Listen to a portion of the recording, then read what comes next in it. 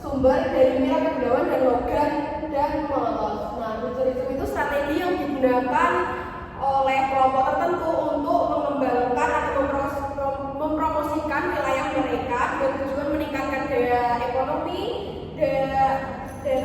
investasi, dan pengembangan wilayah. Nah, selanjutnya kita mengangkat tema Asian Games di tahun 2018. Sebelumnya Asian Games pertama kali di Indonesia itu pada tahun 1962 di bawah kepemimpinan IR Soekarno. Lalu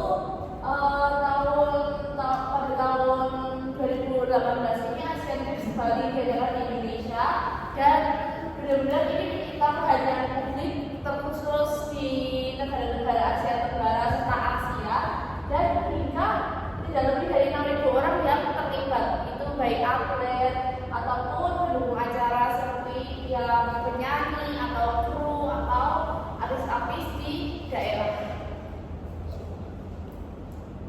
Untuk dampaknya sendiri ini ada dari artisnya. Kami mengambil salah satu artis yaitu Via Valen yang dia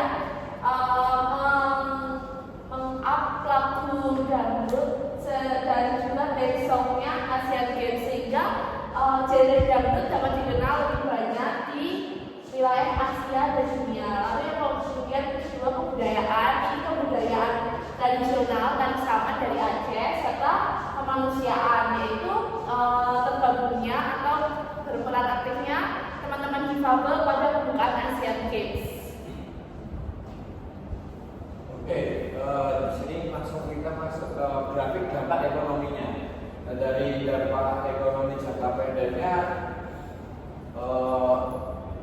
Asian Games ini mencakup memperoleh banyak dampak ekonomi ya, terutama di Indonesia, karena penghasilan utamanya lebih jauh tinggi dari pengeluarannya. Dan ini ada grafik tentang wisatawan mancanegara dan domestik yang berada di Asian Games. Untuk dampak ekonominya, berdasarkan asal wilayah, pengeluaran nasional internasional dari negara-negara non-ASEAN rata-rata lebih tinggi daripada ASEAN, dikarenakan mata uangnya yang lebih tinggi. Dan terus kita masuk ke perkembangannya. Untuk infrastrukturnya ada Stadion Gelora Bung Karno, lalu untuk transportasinya ada Transjakarta yang diperbarui, lalu akomodasinya ada Wisma Atlet di Jakarta Metropolitan. Untuk perubahannya sendiri bisa kita lihat ada foto sebelum dan sesudah ini GBK. Sebelumnya itu buat fasilitas di GBK sendiri itu belum memenuhi standar internasional dan masih terlihat kurang terawat. Kemudian setelah diadakan Asian Games ini, GBK melakukan renovasi besar-besaran yang memenuhi standar internasional. Kemudian ada juga pembangunan LRT di Jembatan Ampera di Palembang. Itu juga sebelum Asian Games itu LRT-nya ini belum dibangun. Ini jembatannya bisa kita lihat catnya itu udah muat, terus infrastrukturnya juga kurang terawat dan terlihat kurang bagus. Kemudian setelah ada pembangunan LRT di Palembang ini, jembatan itu mengalami perubahan yang signifikan dalam aksesibilitas dan fungsinya. Lalu ada kunjungan wisatawan ke Indonesia. Di puncaknya itu di bulan Juli Agustus, sangat banyak wisatawan yang datang di tahun 2018 sekitar 1,5 juta ya. Terus juga wisatawan domestik yang berkunjung di Jakarta atau Palembang itu juga sangat meningkat. Lalu ada pendapat dari wisatawan domestik maupun mancanegara dan juga media massa. Kalau wisatawan domestik menurut Bapenas itu pengeluaran wisatawan domestik itu sekitar 1,8 triliun dan 1,7 juta kunjungan wisatawan yang ada di Asian Games, mau di Jakarta ataupun di Palembang. Lalu ada wisatawan mancanegara yang paling banyak itu dari Cina atau Jepang sekitar 10.000 wisatawan. Lalu media massa BBC News Indonesia itu mengumumkan apresiasi dari Presiden India yaitu Sheikh Ahmad Al-Fahad Al-Ahmed Al-Sabah, itu juga memberikan guideline atau statement tentang apresiasi ke Asian Games 2018 di Jakarta maupun Palembang. Kemudian ada berita luar negeri tentang Asian Games di Indonesia. Bisa dilihat di sini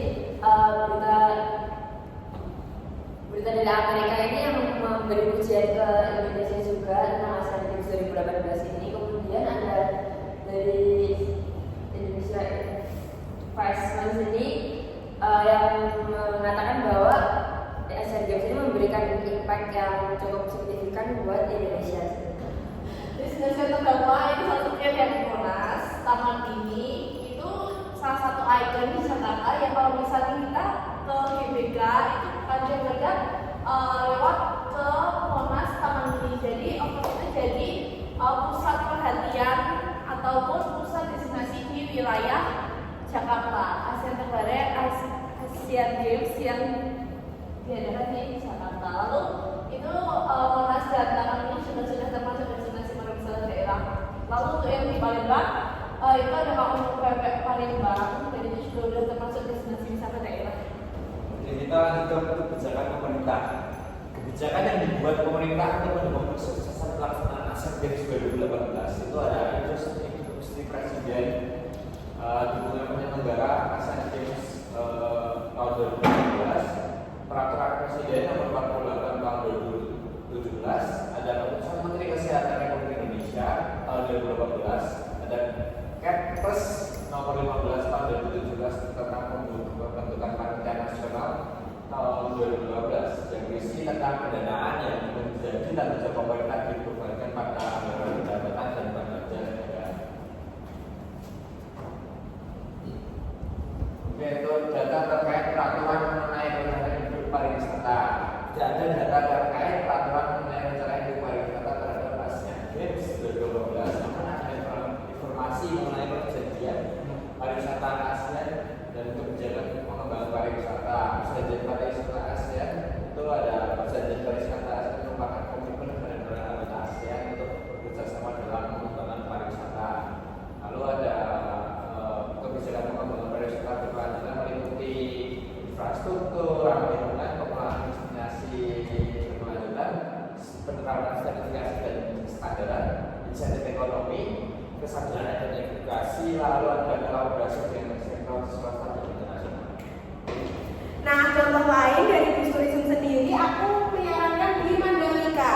Nah, di Mandalika sendiri ini ada sirkuit jalan raya internasional Mandalika yang digunakan untuk MotoGP dan untuk kejuaraan dunia Superbike. Nah, acara-acara tersebut seperti Mandalika ini benar-benar menunjang pengembangan infrastruktur di Mandalika serta dampak ekonominya pun meluas dan mulai menciptakan peluang kerja baik itu di sektor perhotelan ataupun transportasi dan industri terkait di sekitar lokasi Mandalika tersebut.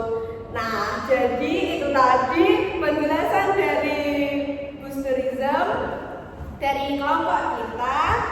Nah, kesimpulannya Asian Games itu sangat berdampak bagi ekonomi maupun kebudayaan di Indonesia. Jadi untuk tingkat perdagangan di Indonesia ataupun tingkat pendapatan ekonomi di Indonesia akan naik semua. Dan untuk sebelumnya bisa dicek sendiri. Sekian presentasi dari kelompok kita.